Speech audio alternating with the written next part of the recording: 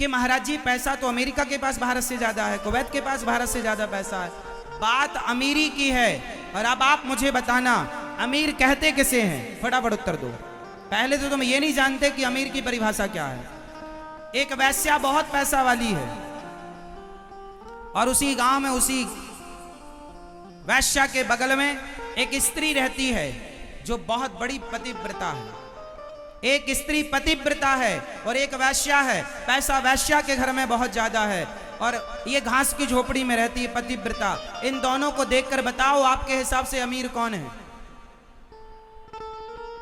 उत्तर दो। पतिव्रता स्त्री अमीर हुई कि वो वैश्या? जोर से। अरे अमीरी की तुलना पैसे से कभी हुई नहीं। हम भारतीयों ने पैसे वाले को कभी अमीर माना ही नहीं। हम भारतीयों ने, हमारी संस्कृति और संस्कारों ने हमेशा उसे अमीर माना जिसके पास चरित्र बड़ा था।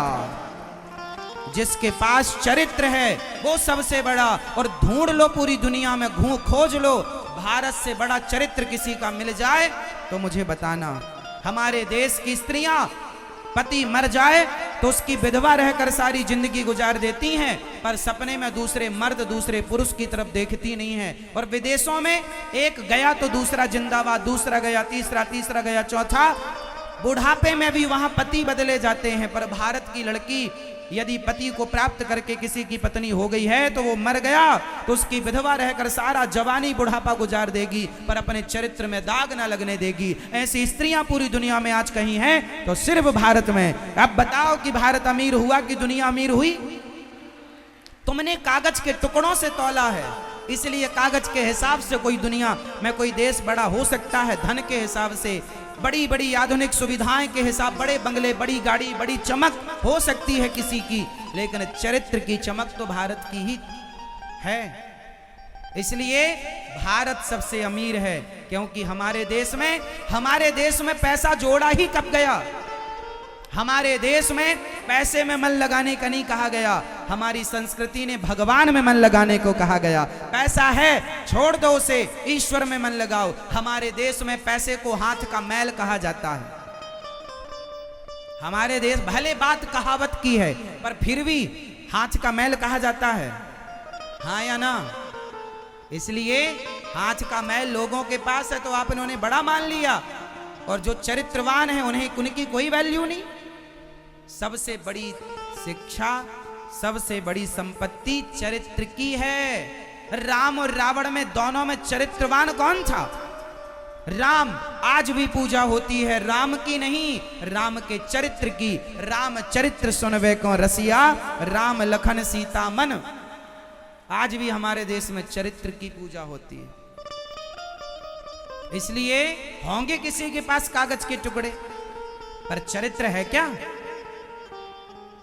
पूछ लो उनके पास जिनके पास, मैंने सुना है विदेशों में लोगों के पास इतना पैसा है कि उनके टॉयलेट सीट जो होती है वो भी सोने की होती है।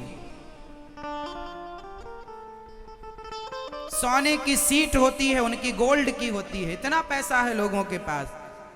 ठीक है, लोगों ने घर सोने के बनवा रखे हैं। आज भी विदेशों में ऐसे लोग हैं, लोगों ने सोने से, ये सोने की गाड़ियां हैं, सोने के मोबाइल हैं जिसमें बॉडी सोने की है।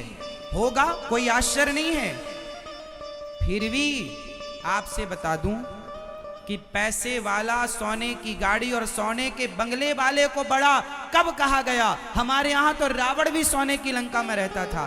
कब उसे बड़ा कहा गया? बड़ा उन राम को कहा गया जिन्होंने अपने अयोध्या के राज्य को छोड़कर माँ बाप की आज्ञा का पालन किया, उन्हें बड़ा कहा गया। राम के पास तो 1 रुपए नहीं था। 14 साल वनवास में पहनने को चप्पल खड़ाऊ नहीं थी, लेकिन उन्हें बड़ा कहा गया क्योंकि उनका चरित्र बड़ा था रावण के चरित्र से। उन्होंने माँ बाप की आज्ञा के लिए अयोध्या के राज्य को स्वीकार, राम जी ने, अयोध्या के पिता अर्थात दशरथ जी और माँ कैकेयी की आज्ञा का पालन करने के लिए पल भर में तिनके की तरह अयोध्या को छोड़ दिया। तिनके की तरह जो छोड़ दे वो,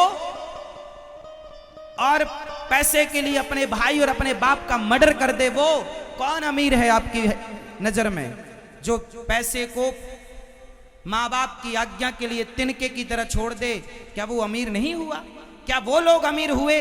हमारे देश में एक विदेश का एक राजा था जिसने अपने भाई को मारकर अपने पिता को बंदी बनाकर और अपने पिता के सामने थाली पे अपने भाई के कटे सिर ले जाके बाप को गिफ्ट किया था कि देखो मैंने तुम्हारे बेटों को मार दिया। 4 बेटे थे, एक बेटे ने 3 भाइयों को मारा, थाली पर सिर सजाया और अपने बाप को दिखाया, बाप का राज्य हड़प करके।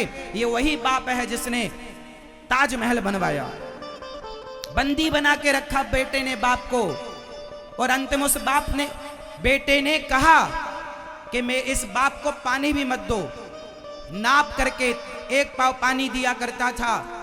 तो बाप ने एक दिन बेटे से कहा, अरे बेटा कम से कम बाप को पानी तो पिला दे, रोटी तो तू देता नहीं है, पानी तो प्यासा तो मत मार। उसके बेटे ने कहा पानी नहीं दूंगा। तब उसने कहा था जिसने ताजमहल बनवाया कि तेरे से अच्छे तो वो काफिर हैं, काफिर मीन्स हिंदू मुसलमान, हम हिंदुओं को काफिर कहते हैं, तेरे से अच्छे तो वो हिंदू लोग हैं जो मरे बाप को भी पानी देते हैं गया जी जाकर के। तू जीते जी अपने बाप को पानी ना दे सका। ये इतिहास भारत का तुम्हें ना पढ़ाया गया, ना तुम पढ़ पाए। हमारी संस्कृति इतनी श्रेष्ठ है, मरे बाप को भी बेटा पानी देने गया जी जाता है। तो मरने के बाद जो पानी देता है वो जीते जी क्यों ना देता होगा? ये मैसेज है। दो, तुम भारतीय हो, तुम्हारी संस्कृति, तुम पैसे वाले नहीं। हमने तो पैसे को कब पास में रखा? हमारे यहां बताओ, भरत जी को राज्य मिला, माँ ने दिया, चल बेटा राजा बन जा, अयोध्या का सिंहासन ले ले। बताओ क्या भरत जी ने राज्य स्वीकार किया? हमारे यहां कब राज्य स्वीकार किए गए? कब सोना चांदी में मन लगाया गया? वो भरत जी राज्य को त्याग करके जमीन पर, राम जी सोते तो जमीन पर गड्ढा खोदकर भरत जी सोते और राम राम कहते बस रोते जाते हैं। ये भारत की संस्कृति है। वो राम से प्यार करते हैं। पैसे से प्यार हमारे यहाँ किसने किया?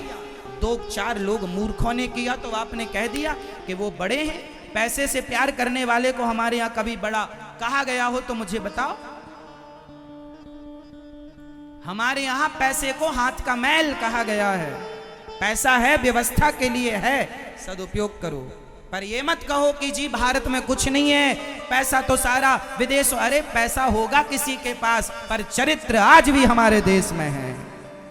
ना समझ में आई तो जाके देख लेना। विदेशों में 18 साल की लड़की होते ही घर छोड़कर चली जाती है। वहां का रिवाज है, 18 की हुई, पश्चिमी कल्चर, 18 की हुई, लड़का हुई, लड़का हुआ, लड़की हुई, चली गई, जहां मन करे वहां रहे। जैसे हमारे यहाँ कुत्ता कुतिया रहते हैं, ऐसे वहां के लड़के बच्चे रहते हैं। वो उनका कल्चर है। हमारा भारतीय कल्चर है कि माँ बाप अपने बच्चों को ऐसे संस्कार देते हैं कि बेटी पतिव्रता कहलाती है और बेटा राम कहलाता है।